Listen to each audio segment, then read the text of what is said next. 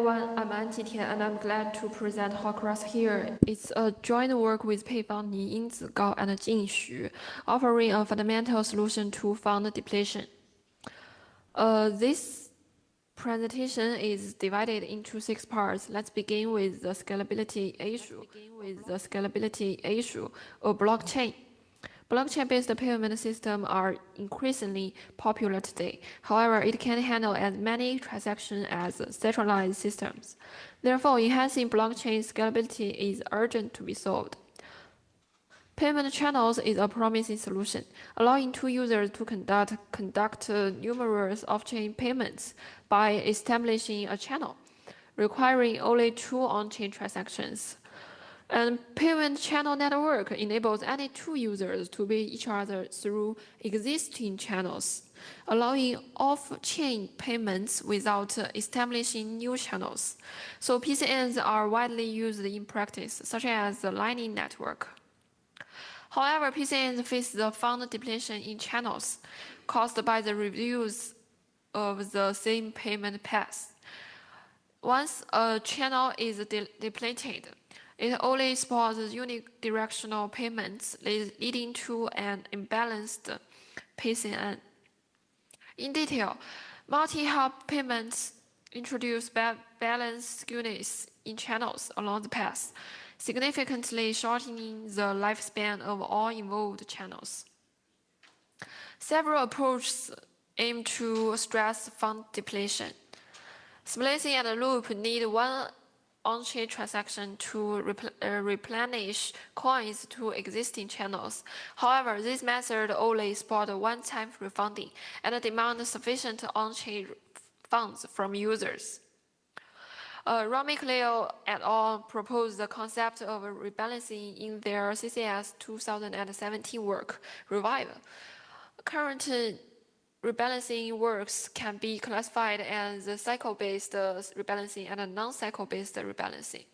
As an example of cycle-based work, Revive balances channels by routing payments through a cycle path. This utilizes coins from adjacent channels without on-chain cost. However, cycle-based rebalancing works have significant drawbacks. They rely on cycle path and have limited rebalancing amount. For example, if user B in channel BC has only one coin can be rebalanced across these 3 channels. In addition, these works require extra trust assumptions, such as an honest leader in Revive. To remove the path restriction of cycle-based works, Zhonghuige et al. Proposed the non-cycle-based solution, Shadoof, and NDSS 2022. Shadoof enables coin transfers between adjacent channels through an on-chain binding, having no path restrictions and supporting multiple rebalancing. But it has limitations either. It only supports single-node rebalancing and requires smart contracts. In summary, current rebalancing works have 3 limitations. First, only focus on the depleted channel and solve fund depletion issue inadequately. Second, the reliance on the scripting languages. The third, require extra trust assumption, resulting in weak reliability. So our goal is to fundamentally address channel depletion and remove all extra assumptions, including online assumption and smart contracts. To address channel depletion, we propose the flow neutrality, where the intermediaries allocated funds to offset balance skewness caused by the MHPs. This can keep involved channels from imbalanced payments and also amplify their payment capabilities by using balances from 2 channels. However, transferring funds between channels is expensive and exposes payment details.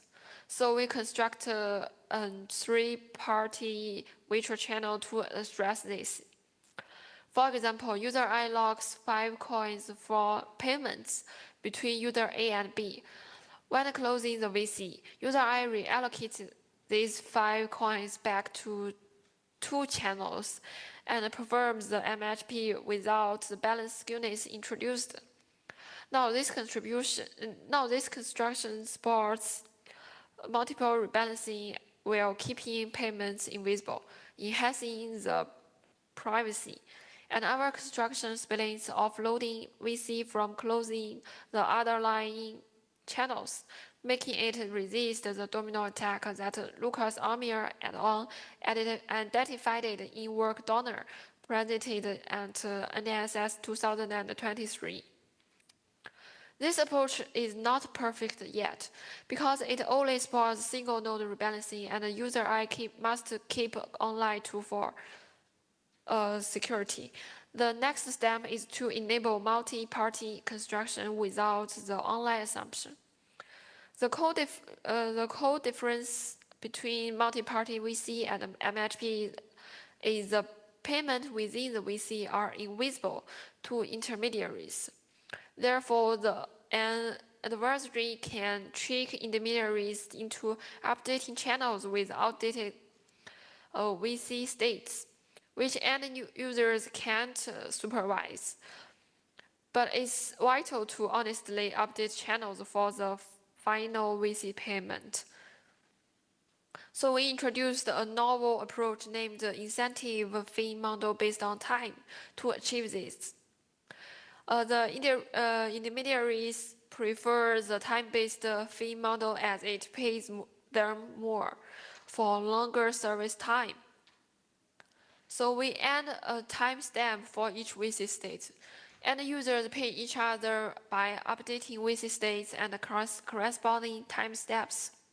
When receiving states during the close phase, such as the state I and the latest state M, intermediaries always choose the latest one to get the highest phase. So as long as there is an honest end user, the VC will be closed securely. Then we introduce the time slicing to remove the online assumption. This divides the VC's lifespan into small slices, allowing the intermediaries to only work during slices. In each time slice, intermediaries go online to check messages, and if they receive the close request and the VC states, they stay online. And if they not, they just go idle. For instance, according to the parameter settings in this figure, the intermediaries only need to be online for 1 hour in total. So here is the final construction of Horcrux. Next, we will walk through its setup, update, and close phases. In the setup phase, each intermediary locks some coins to a temp account. This amount depends on the maximum payment amount between the end users. In this figure, 4 coins are locked. In update phase, end users cooperate to update the VC states and timestamps. During the time slices, intermediaries go online to check their messages. And during the interval time, they keep offline securely. Once the end users decide to close the VC here, A needs to pay B 2 coins, and they send the VC states to the intermediaries. Then intermediaries split extra 2 coins to their right channel for the final payment between the end users. Then the multi-channel updates are performed consistently. After successfully updating their channels, the intermediaries get their fees and keep their balance unchanged. And we implemented Horcrux to evaluate its time and financial cost. According to the table, Horcrux cost less than $1 in total. which is significantly cheaper than Hadoop. Also, we conduct an experiment on the real LN dataset for performance evaluation. Here is the short-term performance shown by the red line. Notably, Horcrux achieves an 80% success rate while Hadoop only achieves 60%. Also, Hadoop and Revive cause thousands of depleted channels, while Horcrux causes nearly zero. Therefore, Horcrux outperforms the current solutions in short-term runs with a higher success rate, Can you hear me? less deposit, and nearly zero depletion. Could you Here give us a quick is audio the check? long-term performance, Could you just also say shown by the red something line. into your microphone Over for time, a quick audio Horcrux's test? success rate improves Check your to over microphone, please. 90%. Could you check your microphone, please? While others decline. Yeah, say anything. So compared to the short-term runs, the success rate We're not improves hearing by 18%, and there is still nearly zero depletion. This is You're all about ready? because Horcrux mitigates the balance skewness introduced by the MHPs. Yeah, just make any sound, please. So in conclusion, Count to Horcrux 10. is an efficient multi-party VC protocol that fundamentally addresses the fund depletion, and it achieves Oh, a high your microphone is muted. I'm showing reliability you, and the Zoom is showing your microphone is being muted. universality. Our experiments demonstrate the Horcrux superior performance in both short and long-term operations. That concludes my presentation. Please contact us if you have any questions. Thank you for the listening. Yes, thanks, speakers. Yeah, so you're about to get Q&A, okay? I think we have Here it someone comes. online for questions. You're online. We don't have anybody online? Okay. Somebody online here? Any questions? You're live. Okay, I have a couple of questions. I'll make it very brief, not to hold people from their lunch. So, can you comment about the formal guarantees of Horcrux? I see a lot of empirical results comparing it to other approaches, but I don't see much of a formal analysis, formal guarantee for performance, for security of that. Can you comment on the formal guarantee? We have a security proof in our paper. So if you want to know about this, you can have a quick glance of my paper.